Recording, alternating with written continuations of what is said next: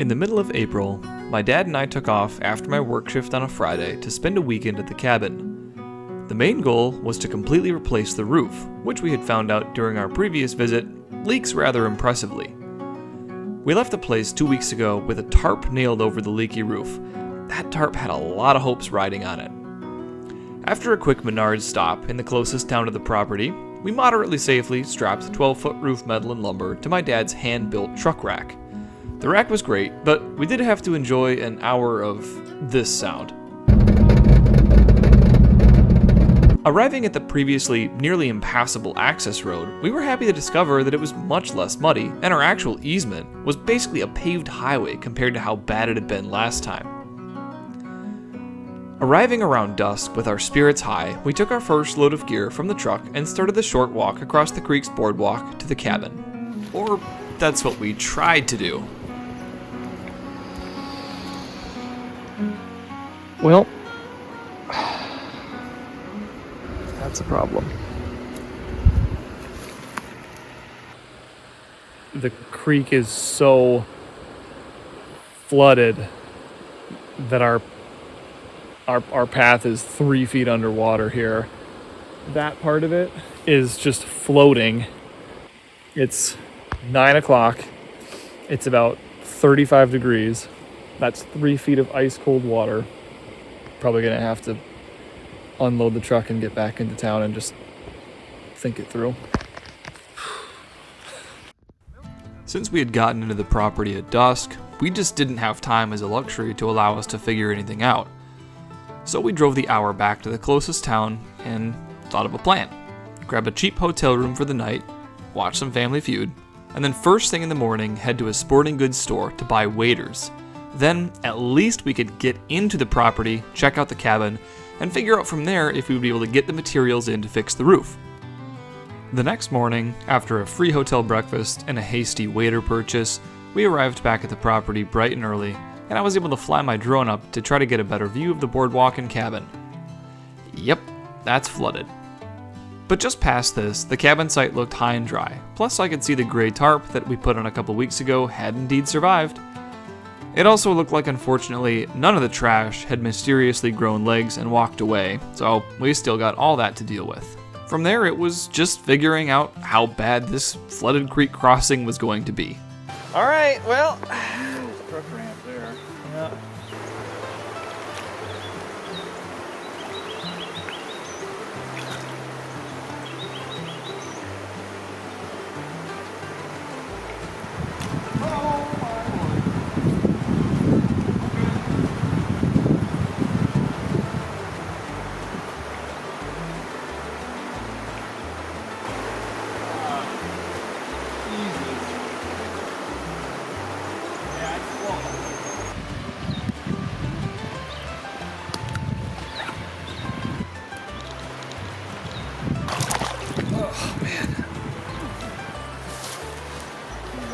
Holy moly.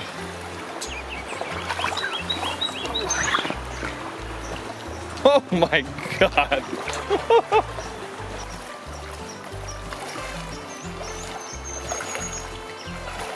Fortunately, we did make it to the cabin. Double fortunately, the tarp had kept the inside nice and dry. Then began the all-morning job of hauling everything through the creek, from the truck to the cabin. Don't worry, he's got wood to catch him if he falls in the water. We'll just grab the wood and float.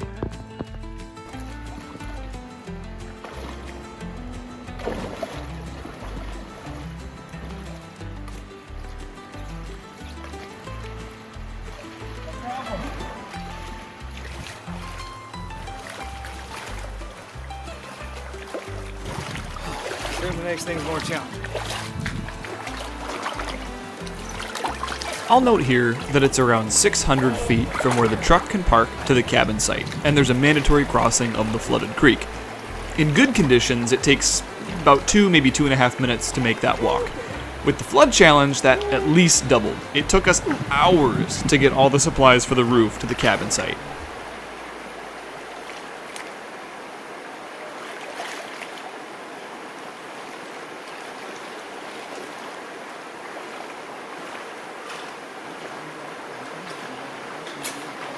Here's a quick look at the difference that only 2 weeks made in the level of this creek.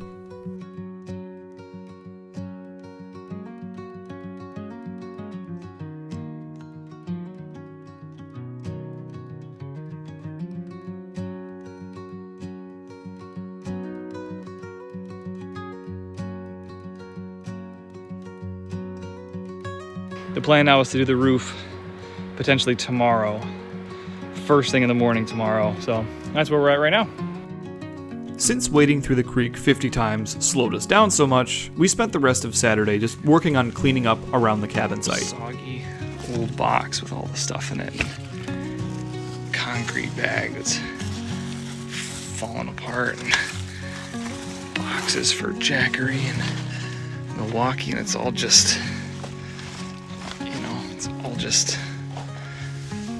falling apart, and it's really hard to get it out of here, but yeah, it definitely feels good to be cleaning this stuff up. There you go. Yeah.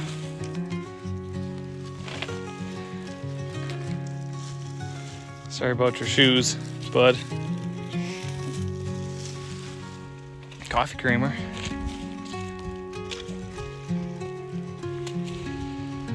Oh boy.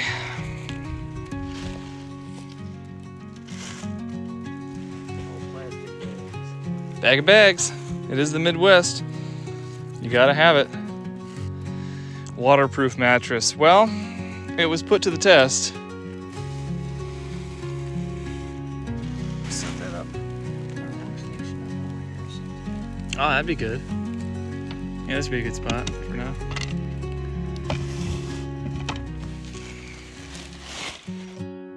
So here's a quick before shot, just kind of walking around the back of the cabin area. You can see there's broken tarps, a chair, lots and lots of clutter. Deer skull there, that's nice. There was just tons and tons of just soggy, wet trash.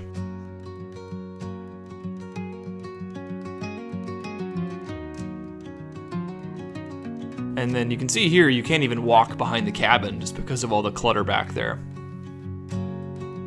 And here's that same area after I put in some elbow grease to clean it up. You can just see how much more open it is, much less clutter, all that soggy garbage is gone.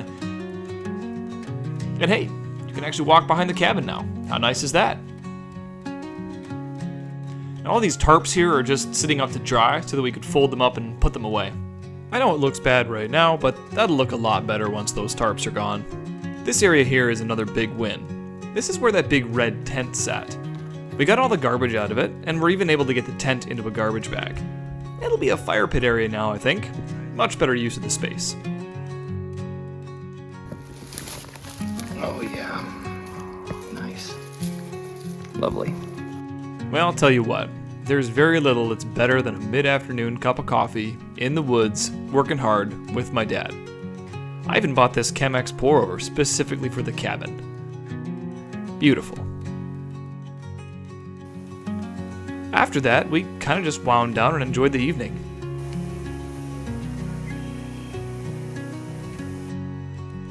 Knowing that we had a big day tomorrow, we enjoyed the fire and some tea and got to sleep. The stars were out that night and made for an incredible backdrop to the cozy cabin.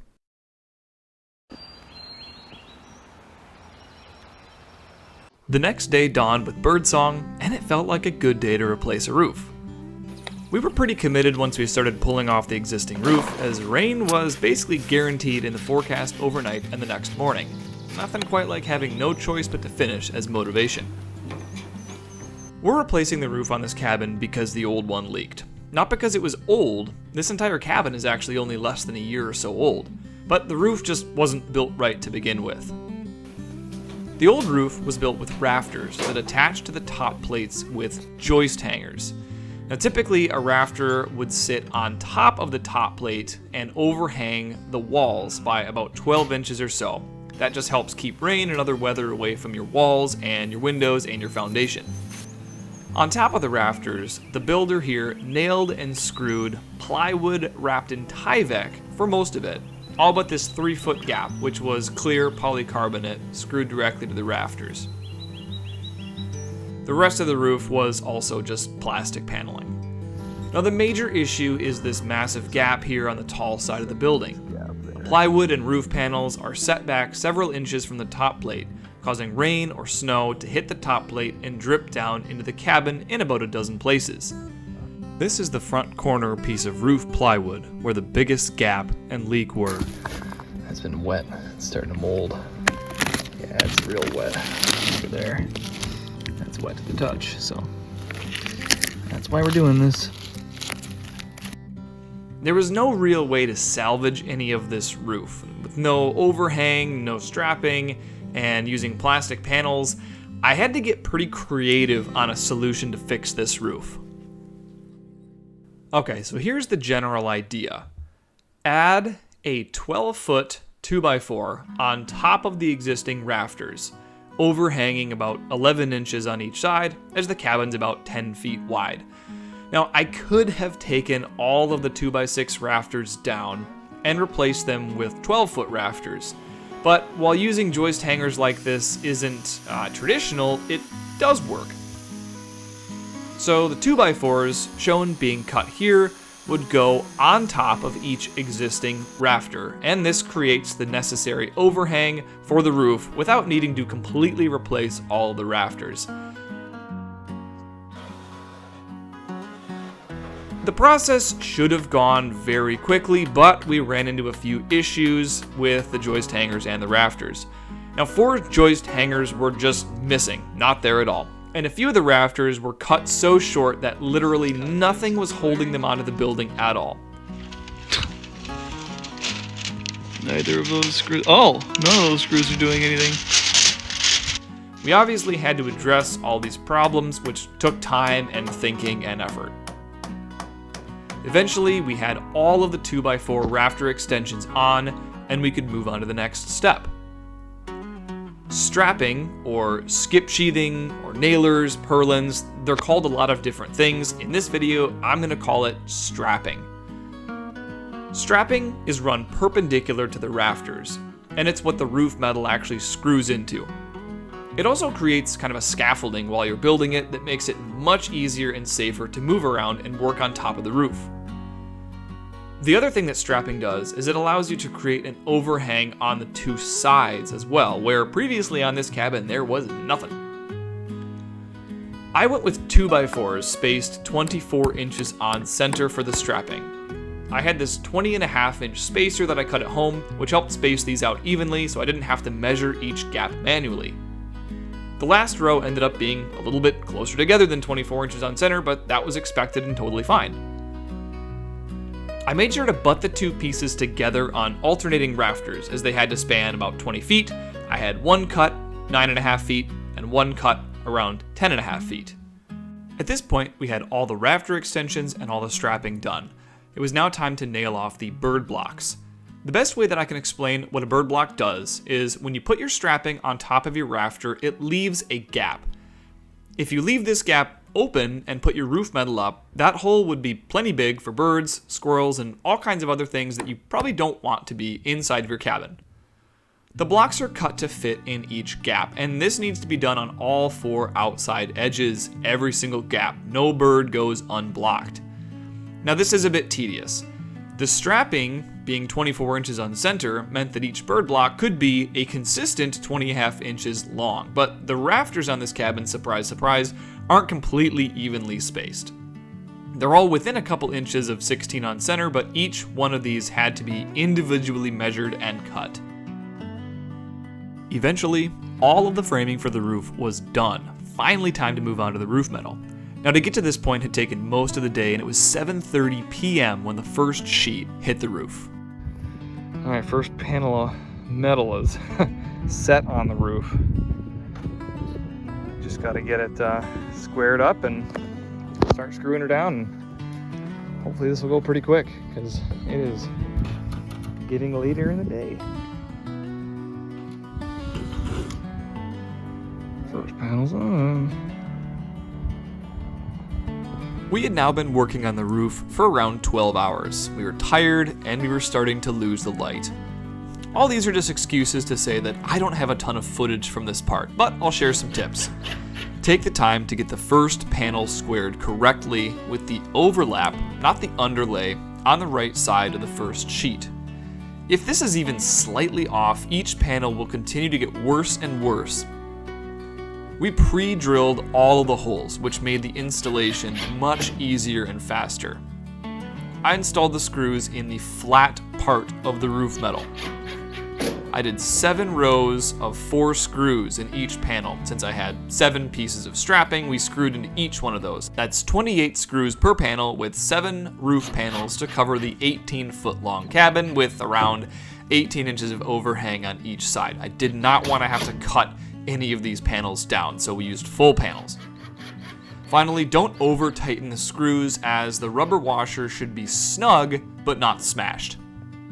By the light of a headlamp, at least a half hour after sundown, I finally finished screwing the 7th and final panel down, and did a sort of undignified slide off the roof onto a ladder.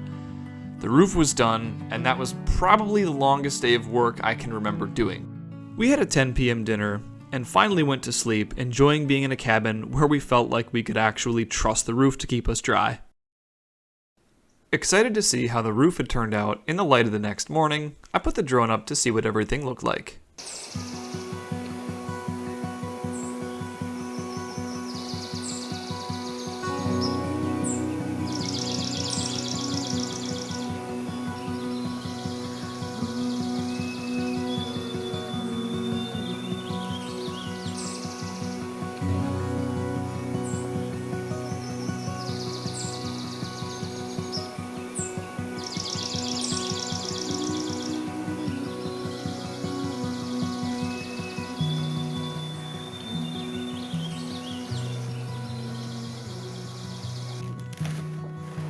Before we left to head back downstate, there were 2 other quick jobs that needed doing.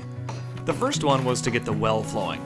The previous owner had driven a sandpoint well on the property, and now that everything was thawed out, I was really excited to wake the well up and not have to haul in drinking water anymore. It took some time for the leather of the cup to expand and hydrate, but once it had soaked for a few minutes, I could feel it drawing water. Fantastic. No more hauling in water. The next project was, since we had removed the skylight setup from the old roof, obviously the cabin was a bit darker. We bought 2 of these little windows to install on the back wall. One low and one up high once the loft is built.